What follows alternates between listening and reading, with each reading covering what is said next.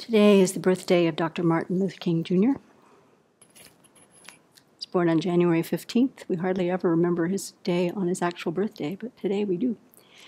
January 15th, 1929.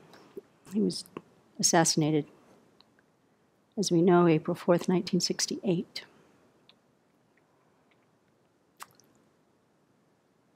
Only 3 people in the United States have a national holiday observed in their honor: Christopher Columbus, George Washington, and Reverend Dr. Martin Luther King.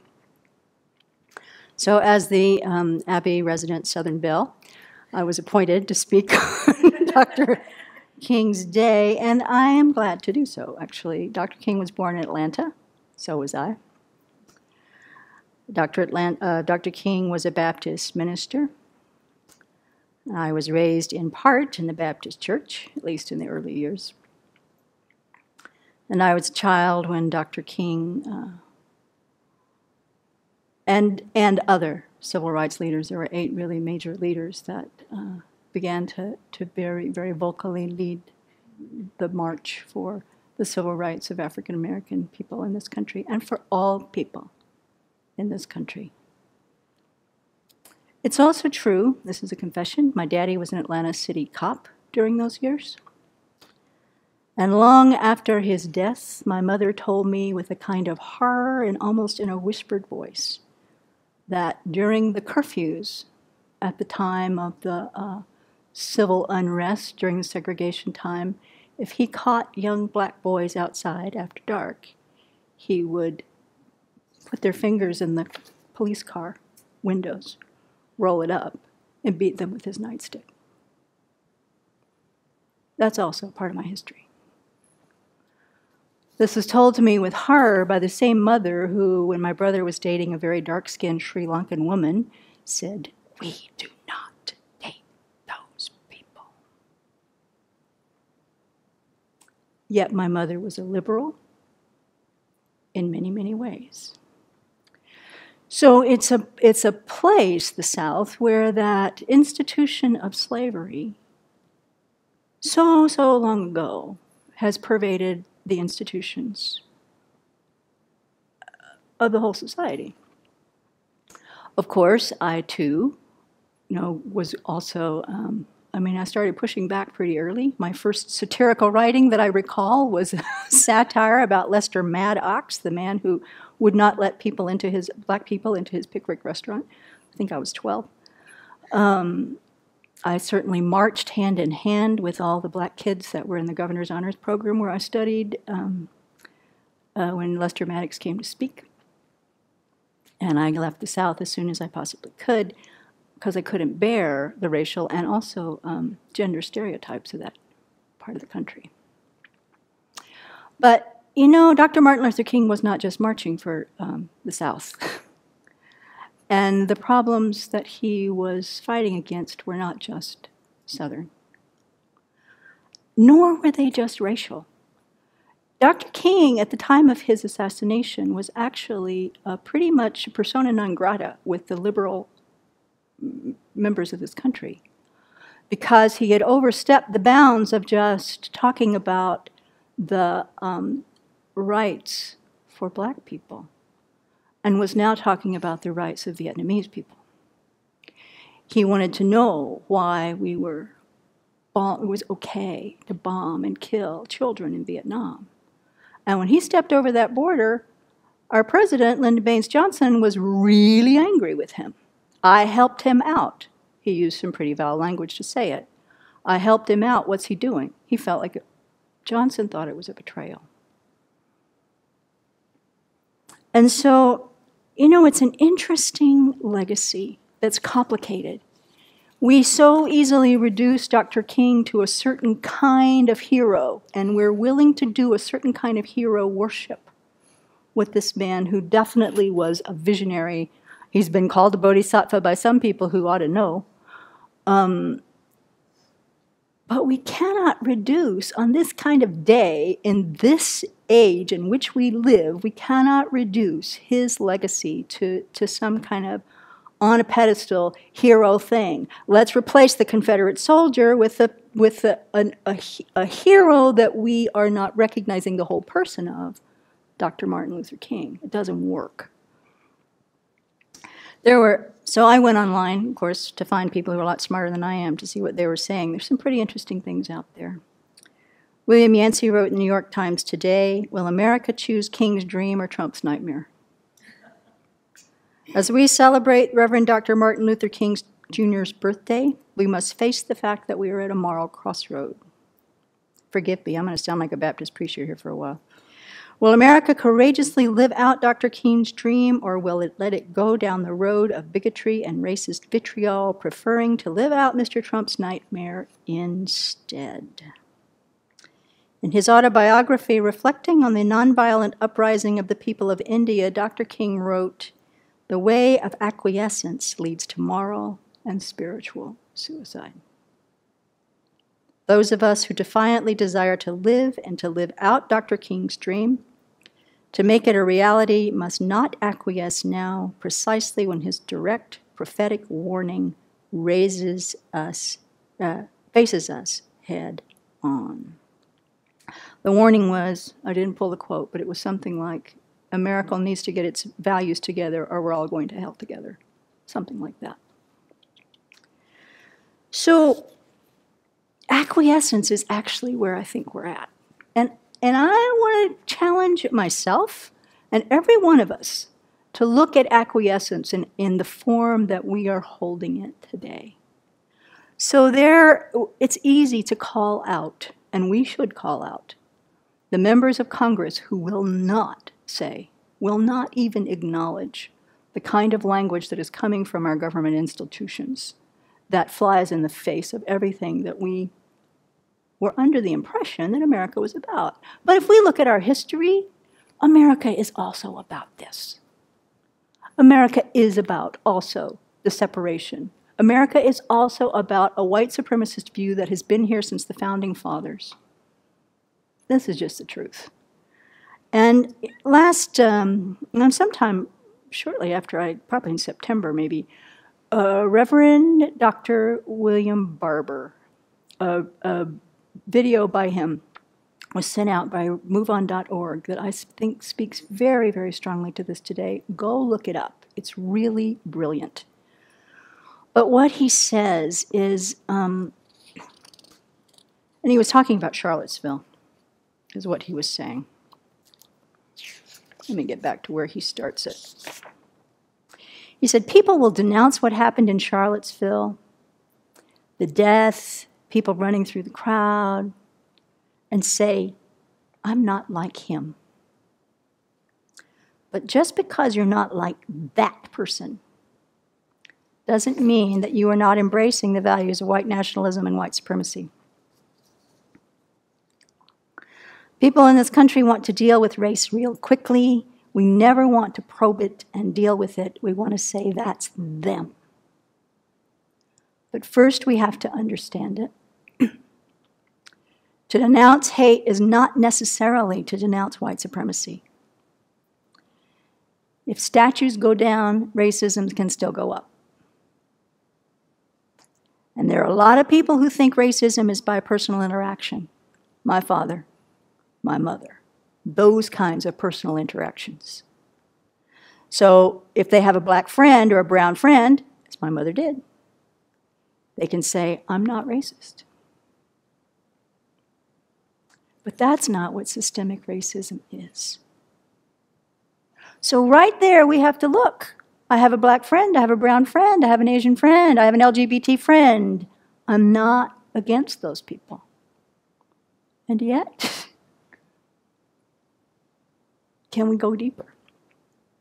He says we cannot stop there. It's not just the statues, it's the statutes. Which means people of conscience must change the statutes. We have to challenge the way in which policies of our white nationalism and white supremacy are flowing through our state capitals and in our United States Congress. We have to speak up. That was mean on him. While we must march to denounce hate, we're going to have to march on state capitals and so forth. We need to look at the policy agenda of the white nationalist organizations and actually all of the institutions of the United States government. Where do they stand on health care? Where do they stand on voting rights? Where do they stand on equal protection under the law? Where do they stand on Muslims? Where do they stand on LGBT people? There's a moral movement rising in this country, he is saying. And that moral movement is saying Dr. King is dead. Fannie Lou Hamer is dead. Rabbi Heschel is dead. Dorothy Day is dead. Harriet Tubman is dead. Elizabeth Cady Stanton is dead. Frederick Douglass is dead. But we are their children. And it is time now for us to raise our moral dissent. It's time for us to believe in our moral dreams. And it's time for us to be the moral contributors that revive the heart of this country. It is up to us. Today at 5:30 p.m., Dr. Reverend William Barber will be leading a march on Trump Tower to deliver a prayerful call for repentance for Trump and extremist members of the administration and Congress. We call on moral agents across this nation to stand up and take a prayerful stand. The comments to this, of course, was marches will not do it. Marches are not enough. Prayers are not enough. Now, there's a lot of things that say, no, prayer is effective. We believe that too. Marches are not enough. Prayers are not enough. We have to look at ourselves and our own contributions, and also what can we do? There's a story, there's a few resources here actually I want to lead people to, but one of them is when Jan Willis was here, she turned us on to a book called Post-Traumatic Race Syndrome, Slavery Syndrome, Post-Traumatic Slavery Syndrome. It's by Dr. Joy DeGray. I'm not sure how to say her name. She has a website and a workbook with this, but she's talking about white privilege and how to begin to identify what we, mostly as white people, we will say as Buddhists, mostly, or what people of all colors actually can do to speak up for each other. She tells a story in a video of how she was going through a checkout line with her sister-in-law, who's half white, half black, but looks white. They were in a Safeway store. They were doing their shopping together, long time, dear friends. Her sister was first, and the little checker was just chatty. Oh, so nice to see you. Have a nice day. Da-da-da-da-da. Her sister-in-law gave her the check and went on to wait for Dr. Joy to do her shopping. Dr. Joy and her 10-year-old daughter came to the checkout stand, and the teller's attitude, or the checker's attitude, completely changed. She was silent the whole time she checked their groceries. And already the daughter, the 10-year-old, is noticing, oh, something has changed here. And then Dr. Joy is already going, okay, I'm seeing my child being confused at this point. What do I do? There's two elderly white ladies in line behind me. I'll just keep my cool and be quiet. The checker said, I'll need 2 pieces of identification, please, for your check. Dr. Joy is getting angry. The child is looking humiliated and tearful. And she's thinking, now what? I'm going to do the angry black woman scene. I'm going to do what? I'm just going to be cool and let it go and try to be kind with my kid. Then the checker pulls out the bounced check register, where they keep a record of all the people whose bad checks have come through the Safeway store. At this point, her sister-in-law comes over and says to the checker, what are you doing? Why are you doing this to her? And the checker said, well, it's our policy. And her sister says, no, it's not. I just came through this line. You didn't do this to me. Why are you doing this to her? Behind her then, the two elderly ladies start to say, I can't believe you're treating this woman that way. This is an outrage. Shortly, the manager comes over and says, is there a problem here? The checker, of course, says, no, there's no problem. But the sister-in-law says, excuse me, sir, there is. Is this your policy, and is this how you are taking care of your customers? The checker says, well, I know you. The sister says, my sister-in-law has been shopping here for years. I've been here 3 months. In the course of that exchange, one woman who understood the situation used her white-looking privilege to change the attitudes of the two people behind her, the manager, and we hope the checker changed. I didn't hear that part of the story. But it was a vivid example of how many times in your life, how many times in my life, have I had the opportunity to speak when I checked the terrain before I did. I have spoken. I can even say that. But in every single situation, no. We'll check the environment, see how this is going to land, how much trouble it's going to be. You might say that's skill, and in some cases it might be. But we also must now begin to just say, this is not a place I want to live. This is not how I want to live. And this is not what I've spent my life devoted to trying to create. Not this. Not this. So, Martin Luther King Jr.'s nephew was at the White House a few days ago. He spoke. I mean, it's important that he was there. I think there's a valid thing with the press that whatever, blasphemy it might have been, that some people were praising, lauding Dr. King, and then a few days later saying what else they said. At the same time, I will say that these are people who don't have a clue actually what they're talking about. They need to be educated. And how do they get educated? Because we speak up. On the Sunday following Dr. King's assassination, Coretta Scott King spoke at the Ebenezer Baptist Church, Dr. King's congregation, and implored his movement to continue to act as he would for the causes he believed in. She said, our concern now is that his work does not die. He gave his life for the poor of the world, the garbage workers of Memphis and the peasants of Vietnam. Nothing could hurt him more than that humans could attempt no way to solve problems except through violence. He gave his life in search of a more excellent way, a more effective way, a creative way, rather than a destructive way. We intend to go in search of that way, she said, and I hope you who loved and admired him would join us in fulfilling his dream. The day that Negro people and others in bondage are truly free, on that day, want is abolished. On that day, wars are no more. On that day, I know my husband will rest in a long-deserved peace. Now, believe it or not, that was 50 years ago. That's a long time.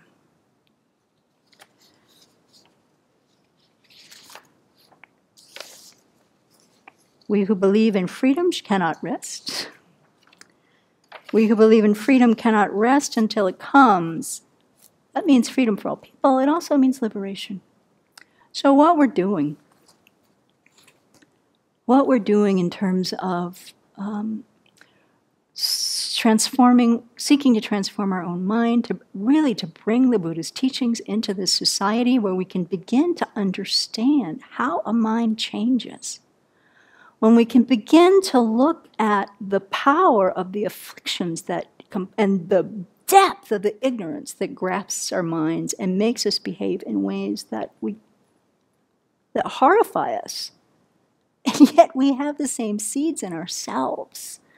So my real feeling today in kind of revealing my family's history and also in celebrating Dr. King's day is to help us not point outside, but to look inside ourselves, transform our own minds, and from as much wisdom as we can bring to it, to bring an energy of compassion, as Dr. King did, to all of our movements to try to make change in this world. And we must speak up now. We must. We can no longer acquiesce and let it slide, because we're all a part of it, every one of us. So let's do that. Let's rejoice that we have the opportunity. Let's rejoice that we have tools that most of our nation does not, I think. And yet there's also a huge movement of people of faith, of all faiths, who are also looking to correct the wrongs. So let's do it together and rejoice in Dr. King's legacy.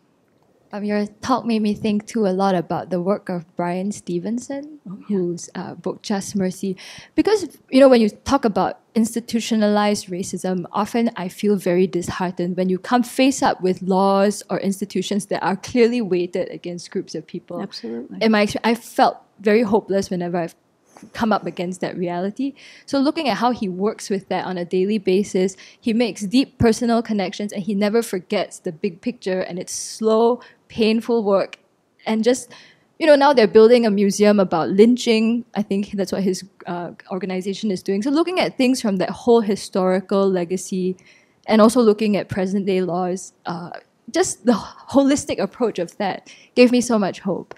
And watching him speak at TED as well, about how, like you said, acquiescence. He said in other countries, if 50% of people in jail were of a particular race, this would be an issue, but somehow it is not. So just the way he gently drew attention to these things without being an angry black man, right? Playing up to any of those stereotypes, I guess. And just the quiet work that he and his lawyers do every day gives me a lot of hope. Yeah, thank you. Thanks for bringing that in. I also wanted to bring some resources for people. Take a look at Dr. Joy DeGray's website and her books. Post-traumatic slave disorder, and there's a post-traumatic slave syndrome. And there is also a workbook that goes along with that in how we can assess ourselves and how we can work actively in society. There's go to Dr. William J. Barber's website. He gives many, many talks on what he has founded. Dr. King had founded the Poor People's Campaign as the next step for change. And so Dr. Barber is now carrying forward with the Poor People's Campaign. And then also there's a book, White Anti-Racist Activism, A Personal Roadmap by Jennifer R. Holliday, that helps us analyze for ourselves where we are on the spectrum and what we can do to support that for people who have the privilege of a particularly white skin color.